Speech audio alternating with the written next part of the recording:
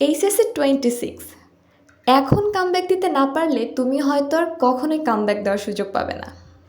তাই তুমি যদি এইচএসসি 26 ব্যাচের একজন স্টুডেন্ট হও এবং একটা স্ট্রং কামব্যাক দিতে চাও, তাহলে এই ভিডিওটা শুধুমাত্র তোমার জন্যই। এই ভিডিওতে আমি আমার কামব্যাক দেওয়ার প্ল্যানটাও শেয়ার করব, সো সম্পূর্ণ ভিডিও দেখো। হ্যালো এভরিওয়ান, আসসালামু আলাইকুম, ওয়েলকাম টু মাই চ্যানেল। আর আজকে কথা বলবো যে এইচএসসি 26 ব্যাচের পক্ষে আসলে কি কামব্যাক দেওয়া পসিবল, বা কামব্যাক দেওয়া পসিবল হলেও সেটা কীভাবে। তাহলে শুরু করা যাক। মনে করো তোমার একটা বন্ধু যে কিনা কলেজ লাইফের শুরু থেকেই অনেক ভালোভাবে পড়াশোনা করেছে, আর অন্যদিকে তুমি যে কিনা কলেজ লাইফের শুরু থেকে একদমই পড়াশোনা করো নাই, অনেক ইরেগুলার ছিলা, আর তোমার সিলেবাসের অবস্থা তো অনেক খারাপ। দেন ইয়ার ফাইনালে দুই একটাতে ফেল করছো। তাইলে এখন তোমার বন্ধু আর তোমার মধ্যে পার্থক্যটা কি? পার্থক্যটা এটাই যে ও যেভাবে পড়তেছে ঠিক সেইভাবে পড়লেও কিন্তু ও টেস্টের আগে ওর সিলেবাস কমপ্লিট করে ফেলবে, বাট তুমি ওর মতো করে পড়লেও আর সিলেবাস কমপ্লিট করতে পারবা না। টেস্টের আগে তো পারবাই না, এইচএসসি এর আগেও পসিবল না। আর আমাদের দেশের অ্যাডমিশন সিস্টেমে কিন্তু এইচএসসি এর রেজাল্টটা অনেকটাই ইম্পর্ট্যান্ট রোল প্লে করে। তাহলে এখন প্রশ্নটা হচ্ছে, তাহলে কি আর কামব্যাক দেওয়া পসিবল না? আমি কি কোনোভাবে আমার ওই বন্ধুটাকে ছাড়িয়ে যেতে পারবো না? বা আমি টেস্টের আগে আমার সিলেবাস কমপ্লিট করতে পারবো না, এইচএসসিতে একটা ভালো রেজাল্ট করে দেন অ্যাডমিশনে ভালো করে ভালো একটা ভার্সিটিতে চান্স পাইতে পারবো না? অ্যান্সারটা হচ্ছে হ্যাঁ, কিন্তু কিন্তু তোমাকে অনেকটা স্ট্র্যাটেজিক্যালি এগোতে হবে। ওই বন্ধুটা যেভাবে স্মুথলি এগিয়ে যাচ্ছে ওইভাবে গেলে তোমার পক্ষে সম্ভব না।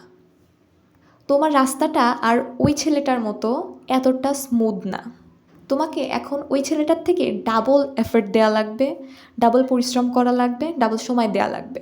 সো আই থিঙ্ক তোমাকে আমি এইটা বোঝাইতে পারছি যে তোমার রাস্তাটা এখন অনেক ডিফিকাল্ট। সো শুধুমাত্র কামব্যাক দেবো, অনেক ভালো রেজাল্ট করবো, এরকম দিবা স্বপ্ন দেখলে হবে না, অনেক হার্ডওয়ার্ক করতে হবে। তো কিভাবে হার্ডওয়ার্ক করতে হবে, সেই স্ট্র্যাটেজিক্যাল প্ল্যানটা কি?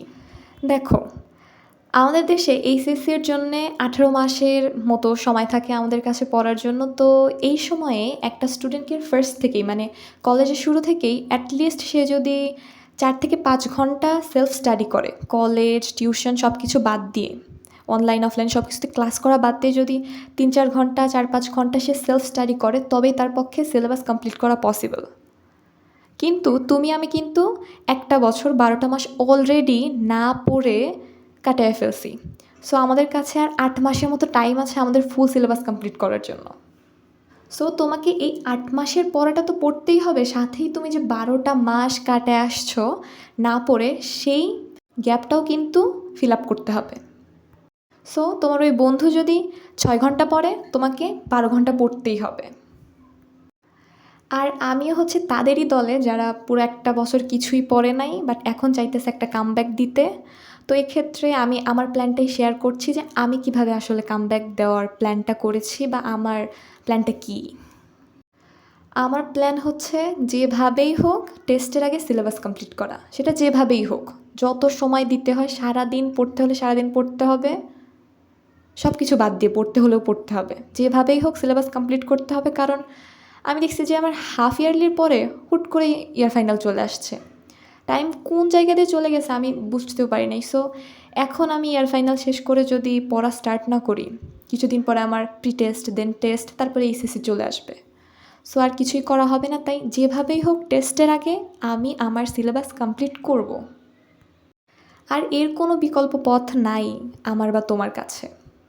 তো আমাদের সায়েন্সের সাবজেক্টগুলোতে পিসিএমবিতে ফিজিক্স, কেমিস্ট্রি, ম্যাথ আর বায়োলজিতে মোট 75টা চ্যাপ্টার, 75টা। সো এখন আমাদের কাছে একটা চ্যাপ্টারের জন্য 2 দিনের বেশি একদমই সময় নেই, মানে 2 দিনের কম সময়ে আমাদেরকে একটা চ্যাপ্টার শেষ করতে হবে।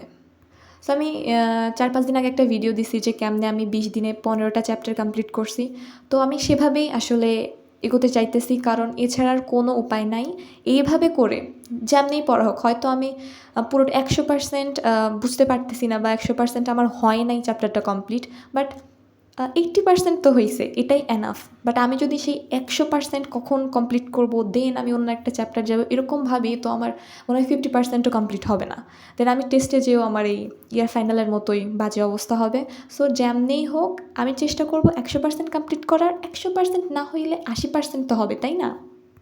সো এভাবেই আমি টেস্টের আগে যেভাবেই হোক আমার ফুল সিলেবাস কমপ্লিট করে ফেলবো, আর আমার হাতে একটা চ্যাপ্টারের জন্য 2 দিনেরও কম সময় আছে। আর একটা চ্যাপ্টার 2 দিনের মধ্যে কমপ্লিট করা কিন্তু যে সে কথা না, অনেক কঠিন। আসলে অনেক টাইম দিতে হয়, এমনও হয় যে আমাকে একদিন 16 ঘন্টাও পড়তে হয়, কারণ টার্গেট ফিল আপ হয় না। তাই যারা এখন কামব্যাক দেওয়ার কথা ভাবতেছে, আমি বলবো যে সব কিছু বাদ দিয়ে তুমি টার্গেট নাও যে এই 2 দিনের মধ্যে আমি এই চ্যাপ্টারটা শেষ করবো, যেমনি হোক শেষ করো। সেটা ওয়ান শট দেখে হোক বা কোনো একটা প্লেলিস্ট দেখে হোক। তুমি তো বোঝো না যে তোমার কী দরকার, কতটা সময় আছে তোমার হাতে। বাট যেভাবেই হোক তুমি ক্লাস করে, দেন রিডিং দিয়ে, দেন প্র্যাকটিস করে 2 দিনের মধ্যে একটা চ্যাপ্টার শেষ করার চেষ্টা করো। এছাড়া কিন্তু কোনো উপায় নেই। তুমি অনেক ভালোভাবে বুঝতে যায় একটার পেছনে 3-4 দিন লাগাই দিলে কিন্তু অন্য একটা চ্যাপ্টার ধরারই সুযোগ পাবে না। সো অন্য একটা চ্যাপ্টার একদম কমপ্লিটলি না পড়ার থেকে প্রত্যেকটা চ্যাপ্টার 80% করে পড়ে যাওয়া অনেক ভালো। আর আমাদের প্রশ্নগুলো হচ্ছে রিপিট হয়, মানে একই টপিক থেকে বারবার প্রশ্ন করে। সো এটা অনেক ইজি এখন ইউটিউব থেকে দেখে বের করা বা গাইডের হচ্ছে অ্যানালাইসিস দেখে বের করা যে কোন টপিকটা আমার জন্য ইম্পর্টেন্ট। সো সেই টপিক থেকেই শুরু করো, ওইগুলোই কমপ্লিট করো। আর এমসিকিউ অনেক ভালোভাবে প্র্যাকটিস করো, ট্রাস্ট মি। এছাড়া আর আমাদের হাতে কোনো উপায় নাই। দেখো, তুমি যদি 80% করে প্রত্যেকটা চ্যাপ্টারে শেষ করেও তুমি সিলেবাসটা টেস্টের আগে শেষ করতে পারো, টেস্টের পরে কিন্তু তুমি 3 মাস সময় পাবে প্র্যাকটিস করার জন্য। তখন যে আমাদের 20% গ্যাপটা থাকবে সেটা কিন্তু ফিল আপ হয়ে যাবে।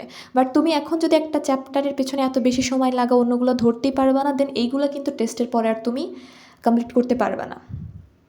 সো বি সিরিয়াস, আজ থেকেই একটা স্ট্র্যাটেজিক্যাল প্ল্যান নিয়ে এগিয়ে যাও। মানে প্ল্যান ছাড়া কিন্তু কোনোভাবে সম্ভব না। আরেকটা কথা বলি, আমি রিসেন্টলি একটা হোয়াটসঅ্যাপে স্টাডি গ্রুপ খুলছি, যেখানে আমরা হচ্ছে গ্রুপ স্টাডি করি। মানে আমি আমার ডেইলি টার্গেটগুলো ওখানে শেয়ার করি, তো অন্যরা সেগুলো ফিল আপ করার ট্রাই করে বা ওরা নিজেদের মতো করে কাস্টমাইজ করে নেয় যে ওরা কী পড়বে, ওদের সিলেবাসে কী আছে, এইভাবে ঠিক করে নিয়ে রেগুলার আমরা সেগুলো পড়ার চেষ্টা করি। সো তোমরা চাইলেও সেখানে জয়েন হতে পারো, ডিসক্রিপশানে হচ্ছে ওই গ্রুপটার লিঙ্ক দেওয়া আছে। আর তাছাড়া আমি এখন ভাবছি যে ইউটিউবে আমি প্রত্যেকদিন রাতে বা যে কোনো একটা সময় যখন অনেক বেশি অ্যাক্টিভ থাকে তখন লাইভ স্টাডি করব। সো তোমরাও চাইলে জয়েন হতে পারো। আই থিঙ্ক ইনশাল্লাহ একসাথে অনেক ভালো কিছু করা যাবে, অনেক ভালো, অনেক স্ট্রং একটা কামব্যাক দেওয়া যাবে। সো এখন টাইম ওয়েস্ট না করে নিজের টার্গেট নাও যে আজকের মধ্যে আমি এটা শেষ করব বা 2 দিনের মধ্যে আমি এই চ্যাপ্টারটা শেষ করব। যতটুকু হয় তুমি তোমার 100% দিয়ে চেষ্টা চালিয়ে যাও, ইনশাল্লাহ কামব্যাক দেওয়া সম্ভব। আর কামব্যাক দিতে হলে এখনই দিতে হবে, নয়তো আর কোনো চান্স নাই। তোমার ওই ভালো বন্ধুটা কিন্তু ঠিকই এগিয়ে যাইতেছে, ও কিন্তু এইচএসসিতেও ভালো করবে, দেন অ্যাডমিশনে তোমার সিটটা কেড়ে নেবে।